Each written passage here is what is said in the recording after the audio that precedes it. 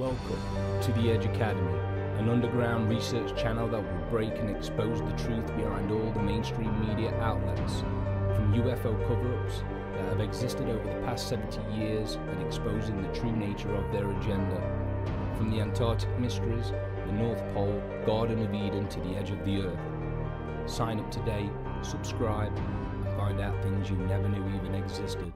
Years ago, many years ago, in fact, 1972, I was sitting at my desk at about 4:30 in the morning at the headquarters of the Commander-in-Chief of the United States Pacific Fleet, arranging the information that had come in over the last 24 hours into a logical order so that we could prepare a briefing for the Admiral and his staff, which would take place later that morning.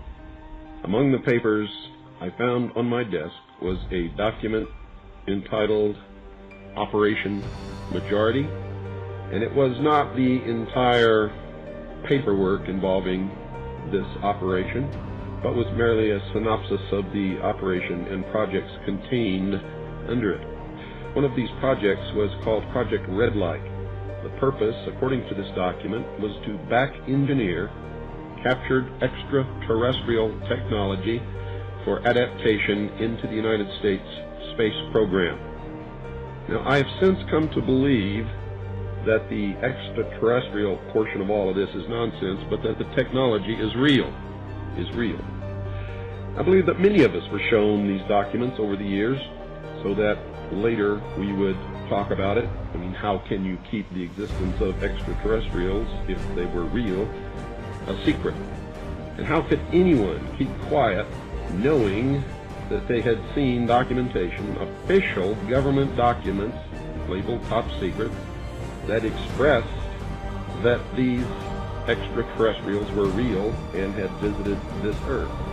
I wanted to know just how true all of this was, and I began a program of research to find out if extraterrestrials were real. The first thing I did was collect every bit of documentation that I could find, both from the Freedom of Information Act, from the research of others, from books that had been printed on the subject of UFOs, and of course through my network of friends in the intelligence community. What I discovered was amazing. What I discovered, ladies and gentlemen, is that there has been a plan in existence since about 1917, and probably before that, to create an artificial extraterrestrial threat to this Earth in order to create a one-world totalitarian socialist government. One of the first documents that I found in my search was this one, the Imperial Japanese Mission 1917, a record of the reception throughout the United States of the special mission headed by Viscount Ishii. And when the Imperial Japanese Mission was in New York City, they had a dinner, and some pretty famous people spoke at this dinner. One of them was John Dewey. John Dewey is the father of our failing, disastrous public education system. Here's what he said. Listen very carefully. John Dewey, professor of philosophy in Columbia University, who was the next speaker, was listened to with great intentness. He said, quote, "Someone remarked that the best way to unite all the nations on this globe would be an attack from some other planet. In the face of such an alien enemy, people would respond with a sense of their unity of interest and purpose." Unquote. Now, bear in mind, folks, that's 1917. One of the next documents that I found, and I found quite a few, but one that's pretty important, is called the Report from Iron Mountain, the probability and desirability of permanent peace. Now, I encourage you to find this book, wherever you can find it. I don't know where you can get it, but find it. Page 66. Credibility, in fact, lies at the heart of the problem of developing a political substitute for war. This is where the space race proposals, in many ways so well suited as economic substitutes for war, fall short. The most ambitious and unrealistic space project cannot of itself generate a believable external menace.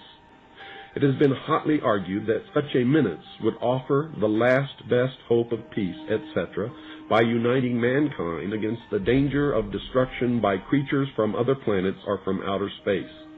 Experiments have been proposed to test the credibility of an out-of-our-world invasion threat. And it continues on another page. Nevertheless, an effective political substitute for war would require alternate enemies, some of which might seem equally far-fetched in the context of the current war system. It may be, for instance, that gross pollution of the environment can eventually replace the possibility of mass destruction by nuclear weapons as the principal substitute for war. Are you beginning to get the message, folks?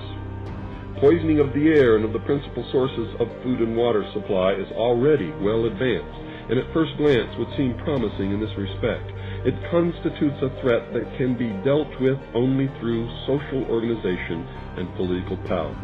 But from present indications, it will be a generation to a generation and a half before environmental pollution, however severe, will be sufficiently menacing on a global scale to offer a possible basis for a solution. However unlikely some of the possible alternate enemies we have mentioned may seem, we must emphasize that one must be found of credible quality and magnitude if a transition to peace is ever to come about without social disintegration. It is more probable, in our judgment, that such a threat will have to be invented rather than developed from unknown conditions. Ladies and gentlemen, they have created so many alternate enemies in order to bring about their one-world totalitarian socialist state that we don't know which enemy to believe is real or is false, or whether to just toss them all out on their ears. And I think that that is probably going to be the best solution. Disarmament is no accident. All of these bills in Congress to take away our weapons is no accident. The intentional environmental pollution of our lakes, rivers, streams, oceans, forests, everything is no accident, as you just heard. These things were planned many, many years ago. All the bombardment of the public with movies about flying saucers in the 50s, right after the United Nations Treaty was signed and the UN Participation Act was pushed through Congress, and all of the incidents since that have convinced the majority of the American people that flying saucers are real and extraterrestrials exist, and that flying saucers are from an extraterrestrial origin. This is being promulgated in many ways, by television commercials, in the movies, in the newspapers, by creating incidents either real or imagined. I believe, because of my research, and because of the extensive documentation that I've found and that is in my book, that this whole scenario has been created to give us an artificial alien threat from outer space. During the Reagan administration, he made 6 speeches specifically talked about a threat from outer space by some other species from some other planet. 6, ladies and gentlemen. Why would the president repeat the same thing 6 times, tagged on to the ends of speeches by him? The speechwriters did not put that in the speech. Ronald Reagan added it himself. Perhaps we need some outside universal threat.